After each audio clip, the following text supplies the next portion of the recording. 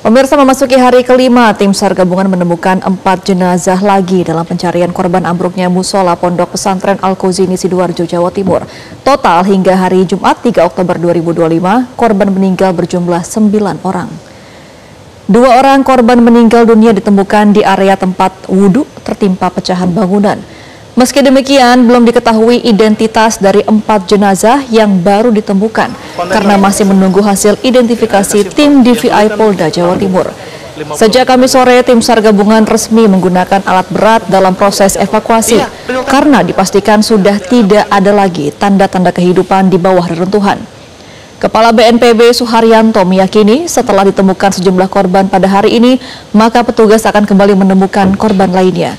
Dari peristiwa naas ini, 103 orang selamat dan 55 orang masih dalam pencarian.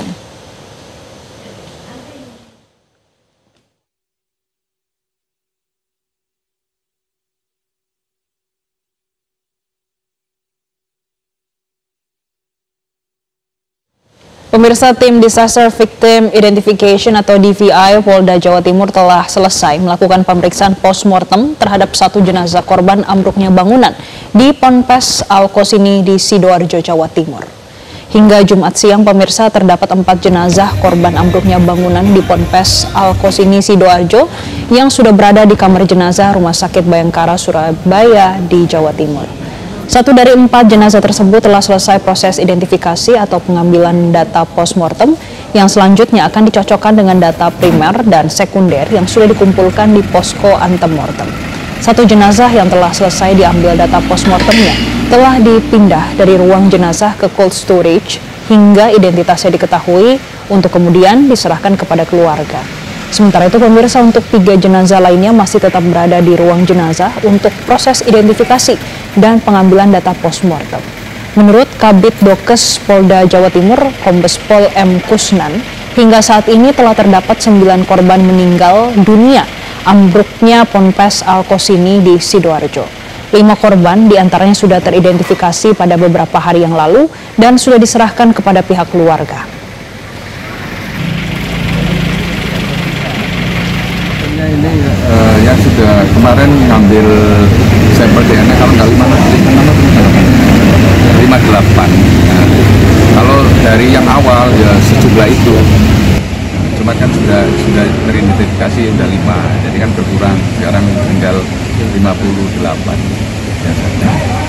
Kita nanti akan berkembang nanti di lapangan, bisa jadi ada yang belum lapor atau memang orangnya sebetulnya tidak meninggal di situ, lagi pergi kemana. Harapan kita kan lagi pergi kemana terus pulang kan gitu kan, jadi kan selamat.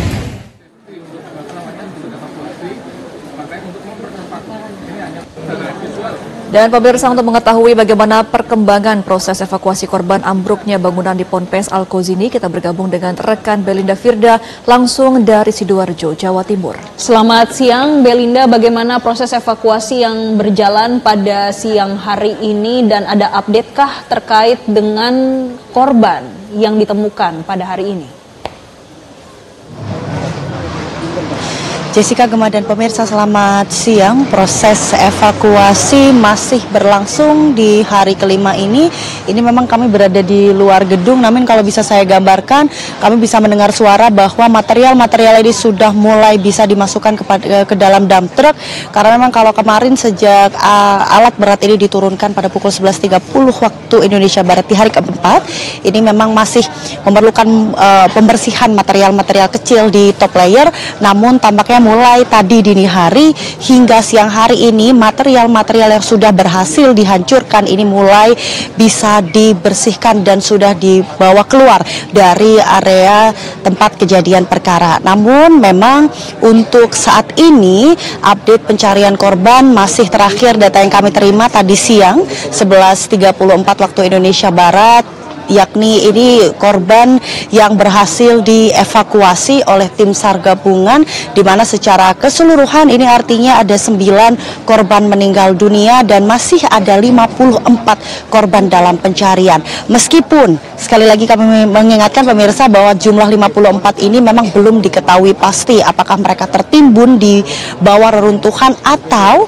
mereka ini sebenarnya adalah korban selamat yang telah mengevakuasi diri mandiri pada kejadian kejadian, namun memang belum bertukar kabar dengan orang tua. Karena hal ini terjadi baru saja tadi malam ketika data keseluruhan awal mula adalah 59, ternyata ada satu wali santri yang melapor bahwa anaknya ini selamat dan evakuasi mandiri. Sehingga total per tadi malam memang ada 58 yang masih dicari dan hari ini sudah ada 4 korban dalam kondisi meninggal dunia yang berhasil dievakuasi, maka masih ada 54 dalam pencarian. Dan pemirsa, sejenak saya akan mengajak Anda untuk melihat bagaimana situasi terkini di area evakuasi. Ini adalah area depan kalau bisa saya gambarkan pemirsa, dan ini adalah sejumlah alat berat yang digunakan. Ada ekskavator breaker yang memang baru saja tiba tadi dini hari dan sudah mulai secara bergantian beroperasi. Kemudian juga ada ekskavator, kemudian juga ada crane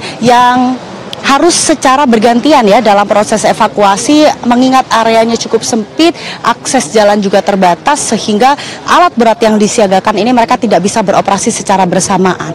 Nah, kalau di ujung seberang jalan tempat kami melaporkan, itu adalah tempat evakuasi korban, jadi ambulan akan standby di sana. Ketika ada jenazah yang berhasil dievakuasi, pemirsa, ini akan dibawa ambulan dari titik awal di sana dan akan dibawa ke arah barat.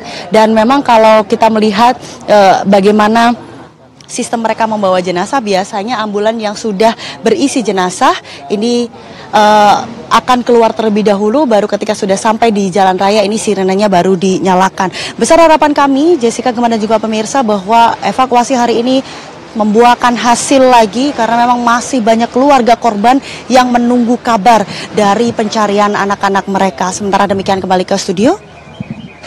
Baik Belinda, nanti kita akan update lagi terkait dengan proses evakuasi. Untuk sementara, terima kasih atas informasi Anda langsung dari kawasan Sidoarjo, Jawa Timur.